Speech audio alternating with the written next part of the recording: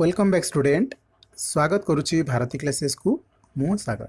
दशम श्रेणी summative assessment 2 examination को लेकर board of secondary education Odisha अर्थात बीएसई तरफ एग्जाम डेट स्थिरीकृत कर अर्थात एप्रिल 29 तारिख ठार आरंभ हो एग्जामिनेशन मे 6 तारिख पर्यंत चालू रहे। बट यह भितर सबू पिलामानकर द्वंद्व उपजी कि सर एग्जाम टाइम टेबल कौन रहिबो अर्थात क्यों डेट रे क्यों एग्जामिनेशन रहिबो से बाबद में आपण मानक वीडियो माध्यम में कंप्लीट इनफॉरमेशन देवी। आपण माने पूर्व जानि सारिछंती मध्य हमर प्रेडिक्शन केते दूर सत हुए। मु पूर्व बहुत थर आपण मानक पाखरे एही भली किछि इनफॉरमेशन देछि जो गुडा कि कंप्लीटली सत बाहर आपण मानकर एग्जामिनेशन घुंचवा इनफॉरमेशन हो, एग्जाम स्कूल बंद होबा इनफॉरमेशन हो किंबा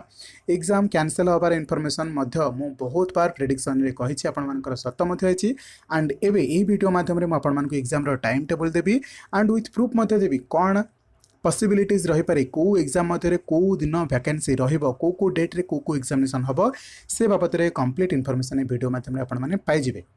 आशा करी भिडियोटी को आरंभ रू शेष पर्यंत निश्चित भाव में देखिए एंड सियोरली मन रखु ये वीडियो माध्यम मुझे एक इनफॉरमेशन आपण मानकर एग्जाम स्ट्रैटेजी बाबद में देवी। अर्थात आपण माने यही समय दिन को केते समय बाहर करेंगे पाठ पढ़ापी सकाळु केमती उठिकी निजे पाठ पढ़ारे बसी पारे से बाबद में टिके डिस्कसन करी। तो निश्चित भाव वीडियो शेष पर्यंत जोड़ी रुहतु। जदि चैनल रे नुआ अछंती तो निश्चित भाव में चैनल को सब्सक्राइब करनियंतु, पाखरे थिबा बेल आइकन को प्रेस करके ऑल नोटिफिकेशन बटन को मध्य क्लिक करनियंतु जहाँफल प्रत्येक वीडियो नोटिफिकेशन सर्वप्रथम पाइपर।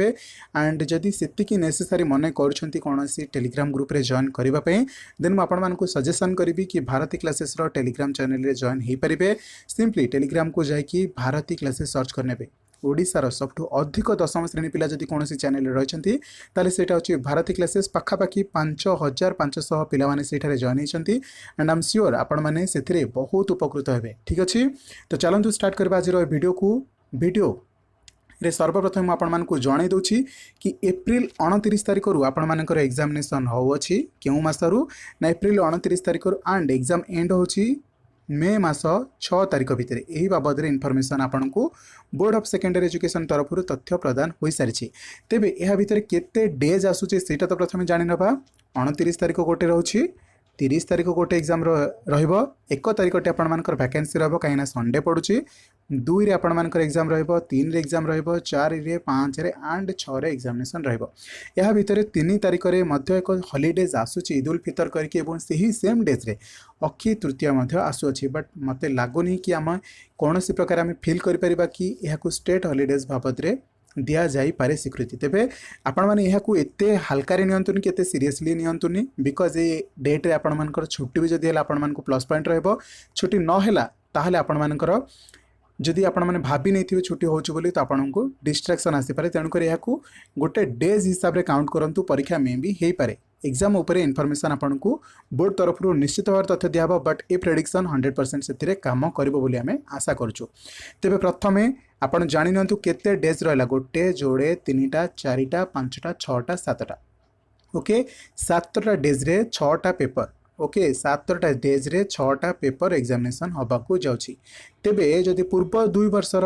आमे माने पूर्व 2 वर्षर माने प्रीवियस ईयर रे एग्जामिनेशन हेई नथिला ता पूर्वर 2 वर्ष कथा कहउछि। जदि सेही बाबद रे आमे हिसाब करिबा संस्कृत एवं हिंदी सेम डेज रे एग्जाम हो नाही तेबे आमे सियोर हे परिबा कि 7टा पेपर को 7टा डेज रे एग्जामिनेशन कंडक्ट करा जिवो। जदि भी हिंदी संस्कृत सेम डेज रे जाउछि ताहाले गोटे दिन आपण को मैथमेटिक्स पई मिलि जिवो बोली निश्चित रुहतु। बिकॉज मैथमेटिक्स एक एमती सब्जेक्ट जो आपको 100% गोटे दिन दिज्वा उचित। बिकॉज यहाँ सब वीक पिला हो कि स्ट्रंग जोन में पिला हो रिविजन मैथमेटिक्स बहुत नेसेसरी अटे। तेणुक मैथमेटिक्स जदि भी गोटे दिन वैकेंसी दि जाऊँगी तेज मु मोस्ट प्रिफर करी कि बोर्ड ऑफ सेकेंडरी एजुकेशन मान बोर्ड निश्चित भाव में मैथमेटिक्स गोटे दिन दिंतु। तेज आपण मैंने कौन डिमांड कर निश्चित भाव कमेंट सेक्शन में जाहिर करेंगे कि मैथमेटिक्स पूर्व गोटे दिन वैकेंसी दिज्वा उचित कि ना। तेज आसतु एबे जानिबा को डेट रे कौन कौन पेपर रहिबो। तेज जानि रखंतु 30 तारिख माने प्रथम दिन रे आपण मानकर फास्ट लैंग्वेज ओडिया रहिबो माने साहित्य पेपर रहिबो। ठीक अछि मन रहिबो पिले माने प्रथम दिन रे आपण मानकर साहित्य पेपर रहिबो माने 29 तारिख रे आपण मानकर रहिबो MIL FLO आपण माने जोटा कहउछन मदर इंडियन लैंग्वेज बा फास्ट लैंग्वेज ओडिया। ठीक अच्छे सेकेंड रे आपण मानकर रोची 30 तारिख में सेकेंड लैंग्वेज इंग्लिश माने SLE इंग्राजी आपण माने जहाँ कहते सेमती 1 तारिख में वैकेंसी रोची संडे पाई 2 तारिख में आपण मानकर रहिबो either third language Sanskrit otherwise Hindi जदि सेम डेज रे दुईटी जाक एग्जामिनेशन होउची TLS आपण माने कहि पारंती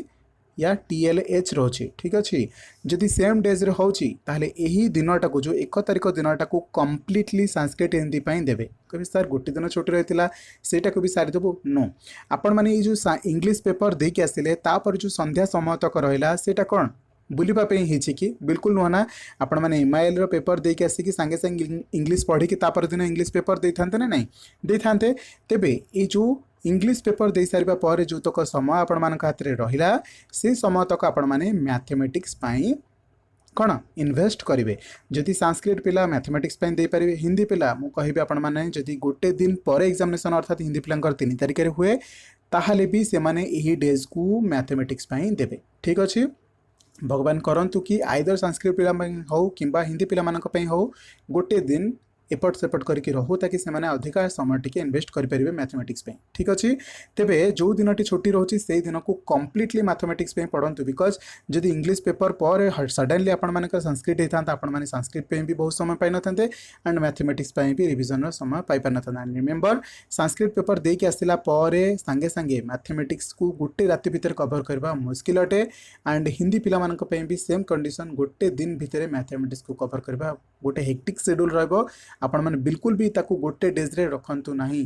ताकू फुल डे प्रिपरेशन करंतु जेमती म आपण मान को कहि सारछि भगवान करंतु कि आपण को गोटे दिन समय मिल जाओ ठीक अछि तो मु 2 और 3 को बोथ कंसीडर करके संस्कृत हिंदी नहीं जाइछि जदि भी 3 तारिख रे संस्कृत हिंदी परीक्षा होउछि देन इट्स ओके बहुत बढ़िया कथा देन मु 4 5 6 को शेड्यूल करू अछि ठीक अछि अदरवाइज जदि 3 रे हिंदी पेपर हो नाही ताहाले निश्चित हुअंतु आई मु जहाँ भावुची सेटा कहूँ जदि 2 तारिख रे संस्कृत हिंदी होउची ताहले 3 तारिख को वैकेंसी रखा जिवो जोटा कि इवेन मु आपण मान को कहि सारछि ईद उल फितर गोटे पर्व पड़ुची एंड अक्षय तृतीया गोटे पर्व पड़ु अछि जदि हिंदी की रखा जाउची बहुत भल कथा जदि हिंदी रहू नाही ताहले जानि नियंतु 3 तारिख कंप्लीटली छुट्टी रहिबो ठीक अछि 4 तारिख आपण मानकर साइंस पेपर रहिबो ठीक अछि साइंस माने आपण मानकर भौतिक विज्ञान एवं जीव विज्ञान ठीक अछि सॉरी मैथमेटिक्स रहिबो 4 तारिख रे मु टिके मिस्टेक रे लिखितली मैथ माने आपण मानकर ज्योमेट्री एंड मैथमेटिक्स दुईटा जाक इंक्लूडिंग रहिबो 4 तारिख रे देन 5 तारिख रे आपण मानकर साइंस रहिबो जीव विज्ञान एंड भौतिक विज्ञान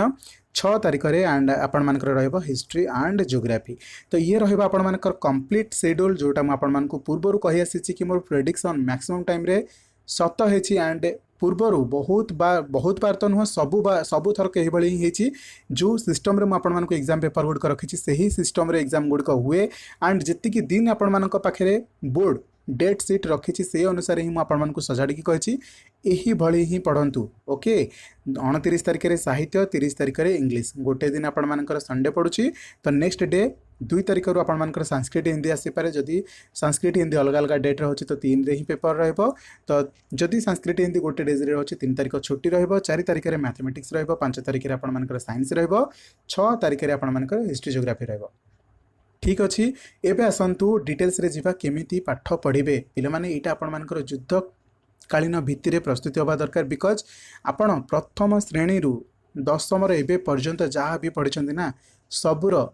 सर्टिफिकेट एठी ही आसीबो आपण मानकर पूरा कैरियर ग्राफ ए गोटे पेपर रु ही देखा जाउछंती तेबे जेकोसी जगार भी आपण माने सर्टिफिकेट को रिप्रेजेंट करेंगे सेठी आपण मानकर इंप्रेशन निहाती आसीबा दरकार तेणु करी यही जो 50 दिन आपण मान हाथ में रहा से 50 दिन को कंप्लीटली इन्वेस्टमेंट करंतु भाभी नियंतु यही बही ही आपण मानकर भगवान मन रखंतु केभे भी भगवान साहाय्य करेंगे आपण माने जदि प्रिपरेशन न करके मुंडिया मारछंती जो टीचर माने हमको वर्ष तमाम पढ़ाई था से टीचर माने भी परीक्षा हॉल रे आम सहित रही था बट रिमेम्बर से माने एग्जाम हॉल रे आपण मान को हेल्प करंती अर्थात परीक्षा समय रे भगवान भी आपण को साहाय्य करिवे नहीं तेणु करी आपणकर प्रिपरेशन आपणकर निश्चित भाव में सही समय रे ही साथ दब जो माने डेडिकेशन रो सहित हार्डवर्क सहित निजर बही को निजर साथी बोली भाव में पढ़ी नहीं तेबे निजको 4टा राति हो कि 4:30 राति हो 4टा हो 4:30 राति उठा निजको तैयार करंतु सोइबा समय मैक्सिमम पानी पी की शुअंतु ताकि आपण मानकू बाहर को जीवाकू इच्छा हवा एंड आपण फ्रेश होके आसीबे एंड पाठपढ़ारे मन लगे पारे 4:30 रु आपण मैंने जदि 6टा पर्यंत कि 6:30 पर्यंत पढ़ुं तो 2 घंटे जहाँ पढ़े ना मैक्सिमम ट्राए करूँ घोषा पाठ को ये समय फोकस करेंगे जमीक साइंस गोटे सब्जेक्ट जो पिला होनी से मन रखा शक्ति होनी तो यही समय से इन्वेस्ट करेंगे हिस्ट्री जोग्राफी को भी बेस्ट आपने ये दे पारे रिमेम्बर मैथमेटिक्स को ये समय बिल्कुल नेबेनि गोटे प्रोब्लेम जदि आपने फसीगले पूरा गोटे सकाल आपंकर वेस्ट हो बिल्कुल भी इस समय मैथमेटिक्स को इन्वेस्ट करेंगे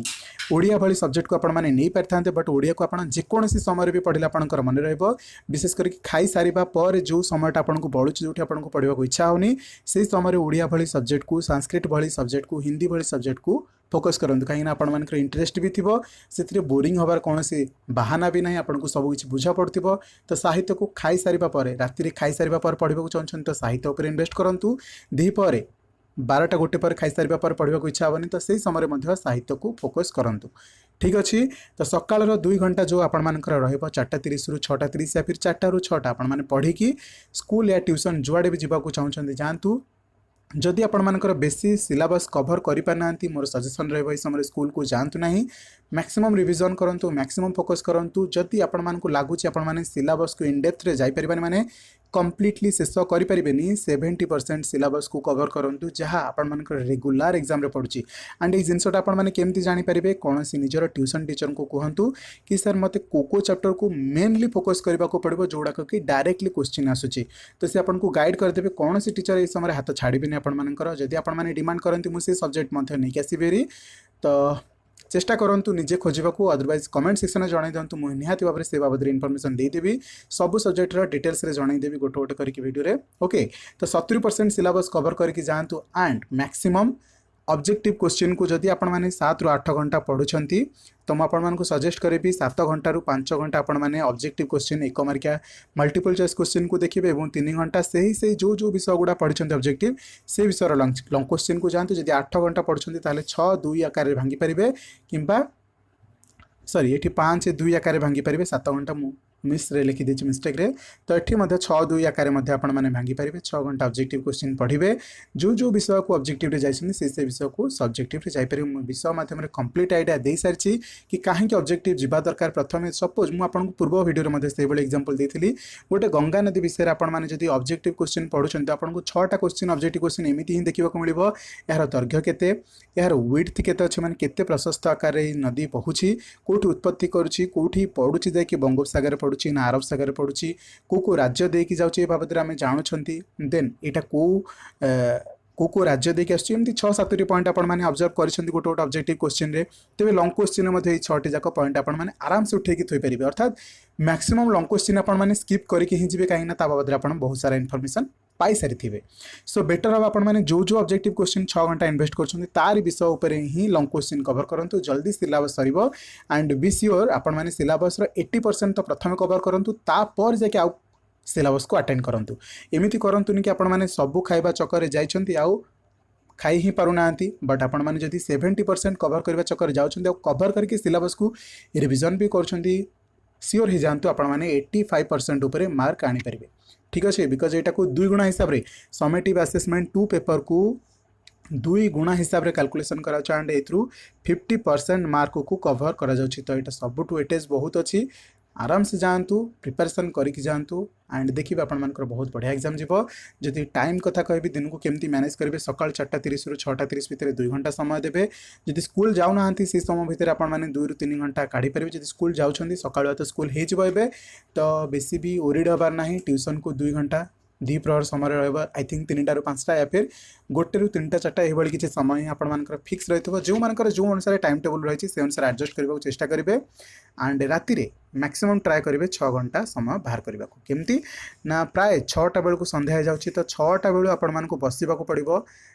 10टा पर्यंत जदि तापर खाऊँ बहुत बढ़िया कथा पूर्व खाऊँ से समय अध घंटे 45 मिनिट आपने समय काढ़ी पारे एमती बसतुनि कि 10टा हेले राति पढ़ी मैंने खाई सारी 9टारे 9:15 10टा हेले पढ़ी सेमती टाइम टेबल फिक्स करंतुनि जदि आपने कंफर्टेबल फील कर ना मुझे पढ़ी पारि एवं सडनली जाकि पढ़ु बस 2 मासर कथा तापर आपने निजे निज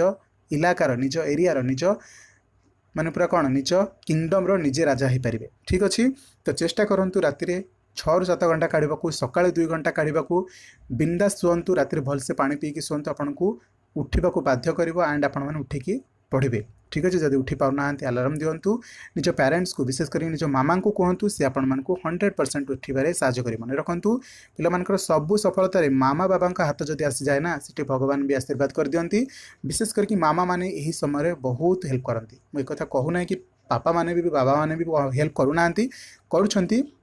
बट 10 जन भितर जदि एमती केसेस देखा जाए 8 जन से मामा माने भी कोऑपरेट करता। बाकी 2% जगार 2टी जगार एमती पेरेंट्स मान भितर पापा बा बाबा माने भी कोऑपरेट करती।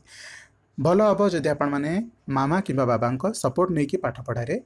निजर समय को इन्वेस्ट करेंगे। आशा करुँच आपको वीडियो बहुत बढ़िया लगी। वीडियो भल लगी तो निहाती भाव चैनल को सब्सक्राइब करूँ बेल आइकन को प्रेस करेंगे एंड टेलीग्राम चैनल जॉइन करने को जमार भूलें। आपण मान भली ही 5500 पिला अच्छा से तो बिल्कुल विलंब करवानी पिले माने प्रिपरेशन लगी पड़ा। मो तरफ आउ कौन आपण मानकु सहायता दरकार कमेंट सेक्शन में जणाई पारे। अधिक किसी डाउट रोचे कमेंट सेक्शन में जणाई पारे। यही इनफॉरमेशन सत है कि मिछ है आपण मानकर डेट सीट आसवा पर ही जना पड़ो। एग्जाम हम ऑफलाइन हम 100% हम पढ़ापढ़ी चालू रखु। फालतू पिला कथार जातु ना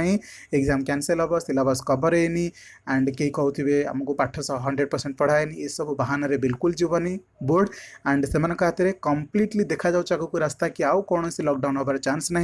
एग्जाम हम। ओके बी सियोर पढ़ापढ़ी मन दिंतु। Thank you so much video को कम्प्लीटली देखि चैनल एवं पर्यंत सब्सक्राइबर मेंबर होना तो निहाती चैनल को सब्सक्राइब कर। Thank you so much all the best.